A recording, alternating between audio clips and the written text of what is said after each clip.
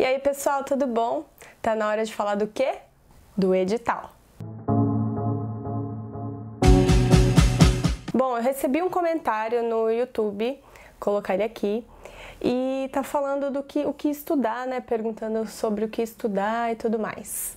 Antes de falar sobre o que pode cair na prova, vamos falar do edital porque por enquanto ele é mais importante. Você já pegou o edital do ano passado? Não? Então a gente vai dar uma olhada aqui. Nesse mês de julho tá na hora de você fazer o seu projeto de pesquisa. É o projeto com a ideia que você tem sobre estudar, o que pesquisar, que você vai apresentar à banca do mestrado. Ele compõe então a primeira fase, que é a fase de entrega de documentação e prova, que normalmente ocorre em outubro. Então você tem teoricamente até lá para você finalizar o seu projeto e estudar para a prova. Eu estava olhando aqui, na época que eu comecei a estudar, eu estudei em junho, eu comecei a estudar em junho e acabei só em dezembro, depois eu falo por que eu demorei, que eu estudei até quase o Natal. Aqui, ó, eu peguei o edital de 2016 e o de 2017, eu estudei os dois para fazer a prova para passar para esse ano.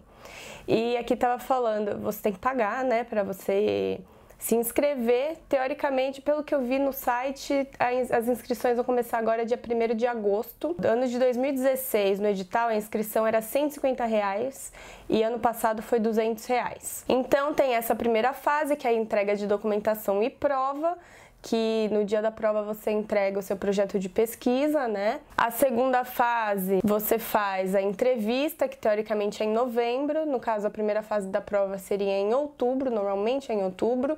E a terceira fase é a proficiência de língua estrangeira.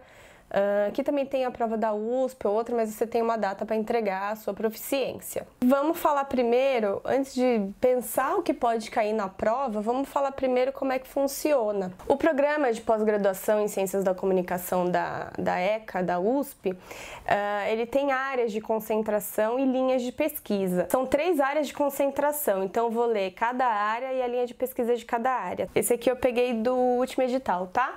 Área de concentração 1, Teoria e Pesquisa em Comunicação, e tem a primeira linha de pesquisa que é a minha, que é Epistemologia, Teoria e Metodologia da Comunicação. A linha de pesquisa 2, Linguagens e Estéticas da Comunicação, e a linha de pesquisa 3, que é Comunicação e Ambiências em Redes Digitais. Lá no edital, quando eles forem lançar, eles vão colocar direitinho do que se trata para você encaixar o seu projeto na linha de pesquisa, tá bom? A área de concentração 2 é Estudos do Meio e Produção Midiática. A linha de pesquisa 1 dessa área 2 é Informação e Mediações nas Práticas Sociais. A linha de pesquisa 2 da área 2 é Consumo e Usos Midiáticos nas Práticas Sociais. A área de concentração 3, Interfaces Sociais da Comunicação. A linha de pesquisa 1 da área 3, Comunicação, Cultura e Cidadania. A linha de pesquisa 2 da área 3, Políticas e Estratégias de Comunicação. E a linha de pesquisa 3 é Comunicação e Educação. Eu recomendo que você vá lá no site, vou deixar o link aqui embaixo, que leia direitinho essas áreas, porque é importante. O que os professores, né, quando a gente foi lá na reunião, o que eles falaram pra gente? A ideia é que nos próximos anos, a partir desse ano, eles estão pensando em juntar todas as áreas de concentração, fazer uma linha de pesquisa só, enfim.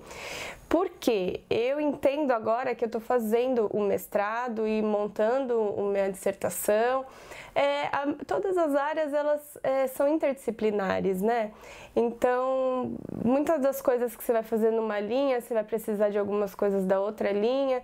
Então, eu entendo que talvez a gente vai ter que ver agora quando for sair o edital desse ano para o ano que vem, se eles conseguiram juntar tudo ou se não, se continua com essas separações. Mas assim que sair o edital, aí a gente vai ver e vamos ver o que a gente consegue fazer. Eu sugiro que você leia essas áreas de concentração e as linhas de pesquisa. Por quê? Porque você vai encaixar o seu projeto de pesquisa nessa área, você tem que encaixar. Inclusive, as provas são separadas.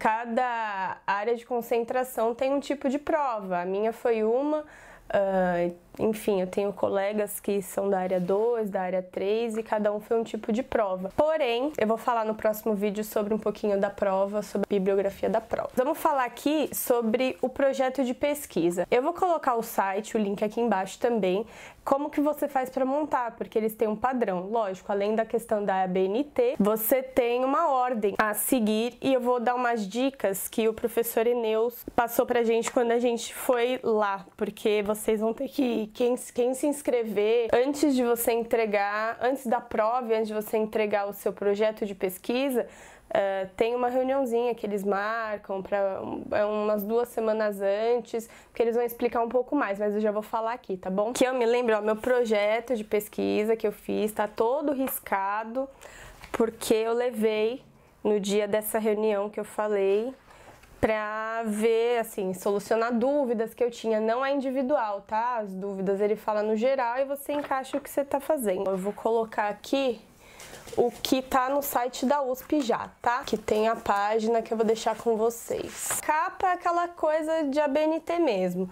Tem que ter as informações, o nome do programa, a área de concentração, a linha de pesquisa, o título do projeto e o nível, se é mestrado ou se é doutorado. E na página 1 tem o título e resumo do projeto, até 5 linhas em português. Aí aqui começa o projeto de pesquisa mesmo. Introdução, aí tá escrito pertinência e adequação do projeto ao programa e à linha de pesquisa indicados. Então tem que se adequar. Objeto, assunto e problema de pesquisa. Justificativa do estudo quanto à relevância e originalidade. 3. Quadro teórico de referência, que é essa parte que você vai escrever mais, que é o miolo do seu projeto, né? Inserção do projeto dentro das pesquisas existentes e revisão da bibliografia fundamental. Eu vou ler tudinho aqui, daqui a pouco eu vou dar umas dicas. 4. Objetivos gerais e específicos, teóricos e práticos. 5. Procedimentos metodológicos. Explicação dos métodos e técnicas de investigação, sua adequação ao projeto. 6. Considerações finais. 7. Sumário de pesquisa, que é a esquematização do projeto em partes, capítulos e tópicos. 8. Referências bibliográficas, usando as normas da ABNT. Na realidade é o projeto inteiro, né, nas normas da ABNT, no máximo de 3 páginas. 9. Cronograma das atividades de pesquisa. Eu vou focar só no mestrado, porque eles têm uma observação quanto ao projeto de doutorado aqui. Eu fiz uma bagunça aqui, mas eu acho que eu consigo passar para vocês o que o professor falou. Alguns detalhes, né? Palavras-chave no resumo. Ele pede o seguinte, para examinar os grupos de pesquisa que a USP tem e examinar o currículo Lattes do professor, que você acredita que ele pode pegar o seu projeto, que na realidade não é você que escolhe o orientador, tá? Você pode direcionar o projeto para um tipo de trabalho de um professor lá dentro, só que é o professor que define se ele quer aceitar você como aluno, como mestrando. E ele pediu para ver o seguinte: o banco de teses e dissertações da CAPES nos últimos 10 anos. Depende do tipo de trabalho que você vai fazer, do tipo de trabalho que você quer propor, né? Mas recomendo também, eu vou deixar aqui embaixo o link da CAPES, você coloca as palavras-chave lá e você consegue ver se tem algum projeto, alguma dissertação, alguma tese que já foi feita sobre o tema que você quer trabalhar. Como eu falei, vê na página do programa os que os professores estão estudando para se adequar também algum professor, se possível. O professor falou também sobre a problematização, que ele fala que dá para ser abordadas questões brasileiras, né, questões nacionais e questões latino-americanas. Outras dicas que foram abordadas: articular etapa por etapa, colocar sua abordagem teórica, colocar os corpos e os objetivos, né, de pesquisa, o objeto de pesquisa, na justificativa, considerar a ementa da área, a área de pesquisa que você vai trabalhar, colocar o objeto de pesquisa, a problemática de investimento teórico metodológico, qual a problemática que ela traz, a reflexão teórica, o sumário não muito grande, a questão do sumário de você separar por capítulos e tal, não colocar muito, porque senão, se você entregar essa quantidade de capítulos, se for bolsista, enfim, passar na CAPES, alguma coisa assim, você vai ter que seguir exatamente o que você colocou. Então é legal colocar um geral e aí você vai colocando subtítulos que também depois dá para mudar. Colocar no cronograma 24 meses. O programa de mestrado, ele pode passar um pouquinho, acho que até 30 meses, mas você coloca 24 meses, porque é interessante não colocar que você já vai ter atraso antes de você entrar, né? Então você coloca o período, né, das aulas, o período que você vai fazer a pesquisa, a atividade de produção científica. Eles gostam muito que você participe de grupo de pesquisa com orientador, proficiência, se você vai ter tempo de fazer mais alguma proficiência, estudar mais uma língua, colocar voltado à questão da produção, né? Que nem eu falei, da produção científica, dos trabalhos, dos artigos que você vai fazer. No mínimo, acho que são 2 que eles pedem pra gente fazer, os congressos que você vai participar. Você pode colocar, é uma ideia, né? Porque isso vai mudando ao longo dos meses. Isso demonstra que você é interessada, que você vai ter tempo para fazer todas essas coisas. Colocar outras atividades que o PPG promover, que você vai participar, colocar que você vai fazer um estágio docente, que isso é interessante para os bolsistas, esse quesito é obrigatório.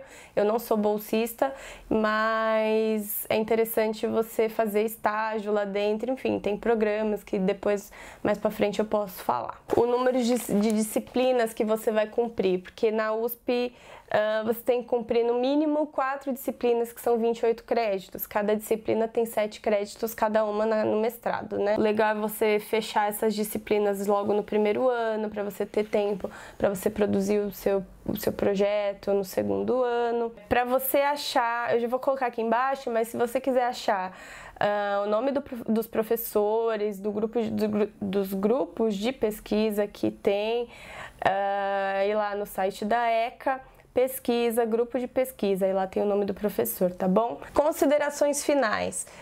Eu acredito que essa parte vai de professor para professor, quem for corrigir o seu projeto. Mas, no geral, o que é legal colocar? A disponibilidade pessoal que você tem para participar dos grupos de pesquisa, as expectativas que você tem quanto à pós-graduação, ou o seu momento atual de vida, para você engajar num processo reflexivo de mestrado, porque é bem diferente. Se você trabalha, se você estuda, há um critério, sim, quanto aos professores da banca, quanto a quem trabalha, quem estuda, depende de onde trabalha, o que faz, porque você tem que ter muito tempo para se dedicar ao mestrado e não é fácil. Uma coisa muito importante, a questão das referências bibliográficas, eles pedem para colocar só o que é citado no corpo do projeto. Você só coloca o que é citado mesmo no corpo do projeto. O que você vai estudar, por exemplo, eu preciso estudar, sei lá, Stuart Hall, eu preciso estudar Martin Barbeiro, sei lá, estudos de recepção, enfim. Você vai colocar isso que você não estudou para fazer esse projeto de pesquisa agora, mas você vai precisar ter esse escopo teórico, esse aprendizado ao longo do programa de mestrado. Eu esqueci de falar, eu acho que é no máximo 20 folhas. Acho que é isso. Se vocês tiverem alguma dúvida quanto ao projeto de pesquisa, eu posso falar um pouquinho mais nos pormenores. Se vocês tiverem dúvida, é só mandar aqui embaixo, tá bom? Obrigada, até o próximo vídeo. Tchau, tchau!